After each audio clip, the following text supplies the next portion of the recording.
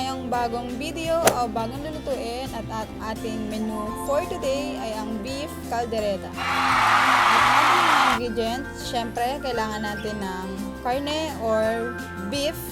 Ito ay 1/2 kilo lang yung binili ko since dalawa lang naman kaming kakain, wala yung anak ko. So kailangan malinis na natin to. Tapos ang gulay natin, ang gagamitin ko lang ay carrots, red bell pepper, patatas at saka bagyo beans. So ayan. Tapos syempre kailangan din natin ng bawang, tsaka sibuyas sa paggisa. Then gagamit din ako ng Del Monte quick and easy caldereta sauce. Ito good for 1/2 kilo na siya ng karne. Then kailangan din natin ng pamintang durog. And then beef cubes, isa lang. At liver spread. Ito ay 230 grams pero ang kailangan ko lang ay 60 grams para sa 1/2 kilo. Then sa pagtimpla kailangan natin ng asin, syempre, at saka cooking oil for frying. So game, let's start cooking. So una, painitin muna natin yung ating kawali at saka yung ating mantika. So, habang pinapainit natin yan, yung ating mga gulay, pagsamasamahin na natin kasi ipiprito natin sila ng sabay-sabay dito sa kawali natin.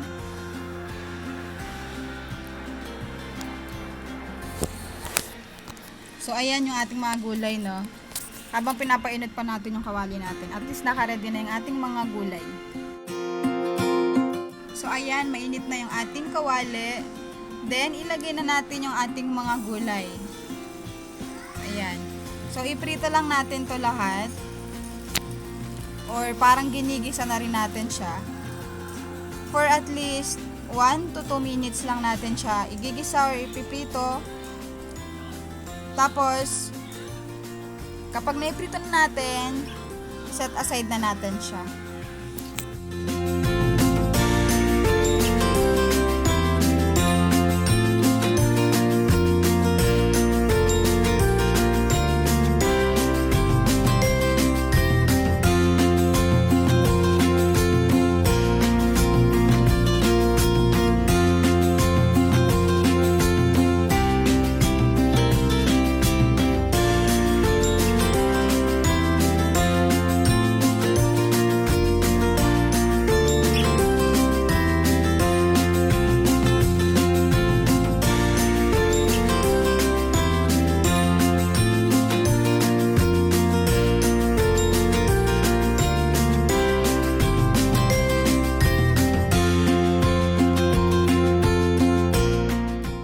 Okay, so pwede na tong ating mga gulay. 2 minutes ko na siyang nagisa. Then iset aside lang natin siya. Tapos dito sa kawali na to, dito na lang natin iprito yung igisa yung ating sibuyas at saka bawang. Dito na rin tayo magluto. Nga pala, pag na-set aside na natin to, pag hiwalay natin yung bagyo beans, ibukod natin siya. Para hindi siya malamog mamaya or ma-overcook kapag nilagay na natin sa may baka. Sunod naman, igisa na natin yung ating bawang dito rin sa may kawali. Igisa natin yung ating bawang.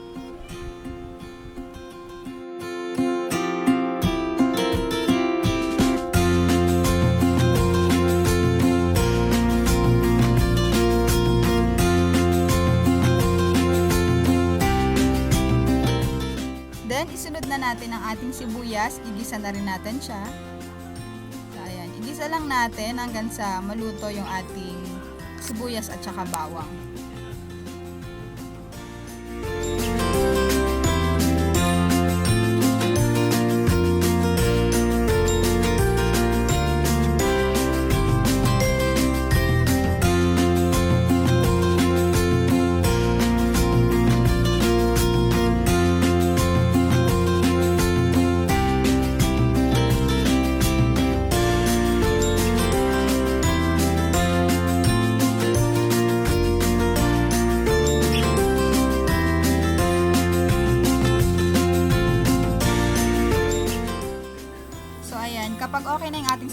bawang. So doon natin ilagay yung ating karne o yung ating baka.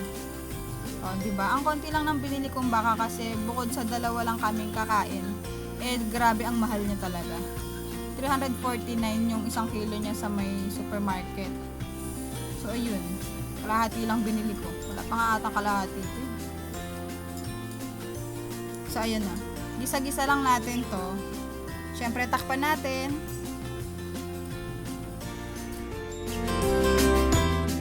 Wait check ko lang yung ating karne. Kasi mamaya matuyuan to eh. Masunog yung ilalim. So kayo check nyo lang din from time to time. Diba? Kung wala naman kayong ginagawa masyado habang nagluluto. Bantay-bantayan nyo siya kasi baka masunog. Okay? So, takpan ulit natin.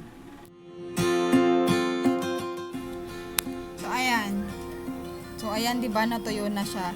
So, lalagyan natin siya ng isang basong tubig or pwede naman na 2 baso na agad yung ilagay nyo, biglain nyo na para mas mabilis maluto yung ating baka kasi, diba, ang tagal niya malambot, ay lumambot pala. Sorry.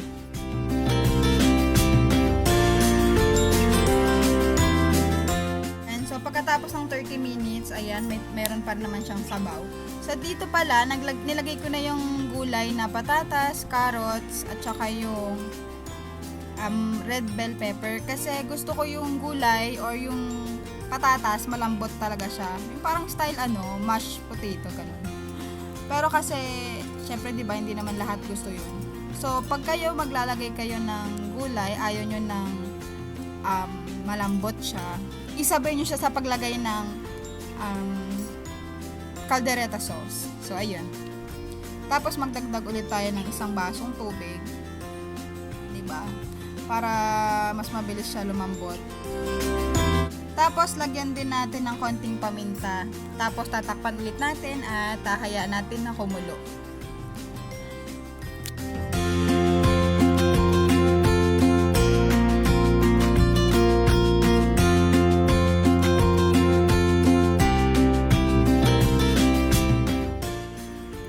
So, malapit na lumambot yung ating baka. Then, pwede na natin ilagay yung ating beef cubes.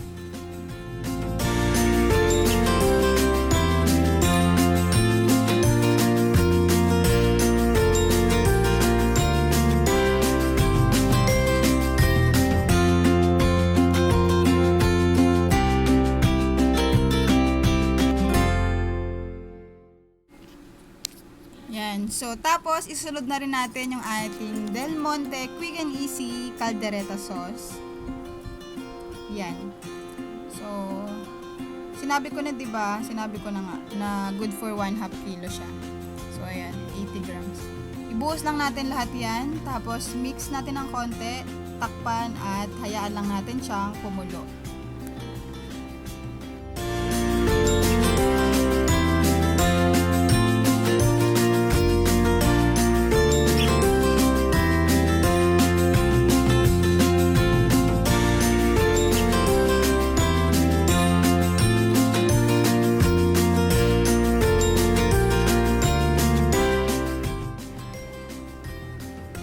Ayan! OMG! Super bango. So, ayan. Malapit na. Konti na lang, no? Konting tiis na lang. Maluluto na. Nagutom na ako. Yung carrots natin, sakto lang yung luto. Pero yung patatas talaga, malambot talaga siya. Madudurog na nga. Gusto ko kasi talaga yung ganyan. So, ayan na. Timplahan na natin to ng reno. Yung ating liver spread, ilagay na natin dito sa ating caldereta. So, ito ay 60 grams. Diba? Ulit ako. And mix lang natin konti. Tapos, papakuluin ulit natin siya at tatakpan.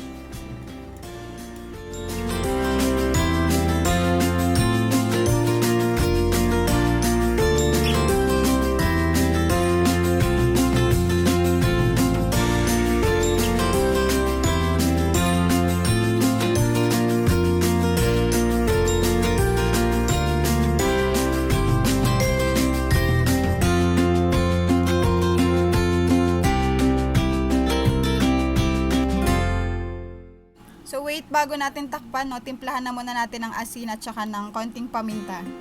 So, tikman nyo tapos i-adjust natin yung lasa kung sakto na sa inyo.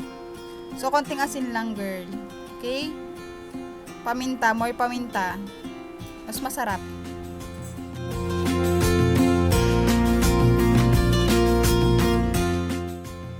Ayan na, maluluto na siya, no? Ayan. Nga pala, no, halu-haluin nyo lang pala bago nyo, bantay-bantayan nyo siya, ibig sabihin, kasi minsan, di ba, madikit na siya sa ilalim kapag hindi siya nakahalo. So, ayan. Konting tiis na lang, kakain na.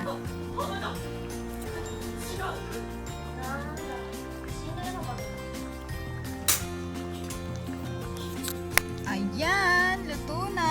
So, halos parang 1 oras ko lang din siya mahigit pinakuluan para lang lumambot.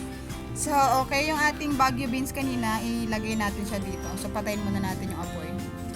Parang nagsilbi lang siyang toppings kasi luto na kasi yun kanina, mabilis lang maluto yung ginisa natin siya. So, ayan. Magtitira lang ako ng konti mamaya. So, ayun, kakain na. So, ayan, diba? Super dali niya lang gawin. Kaso, matagalan talaga siyang lumambot yung baka. Pero, worth it naman, best yung lasa. Sobrang sarap. Kahit yung tipong kakapiranggot lang yung ginamit mong sarsa niya sa kanin. Ang dami mo na agad nakain na kanin. Okay, kung nagustuhan nyo ang video na ito at nagutom ka kahit konti lang, please paki-like naman. At kung hindi ka pa nakakapag-subscribe, mag-subscribe ka na po. Maraming salamat po sa panonood.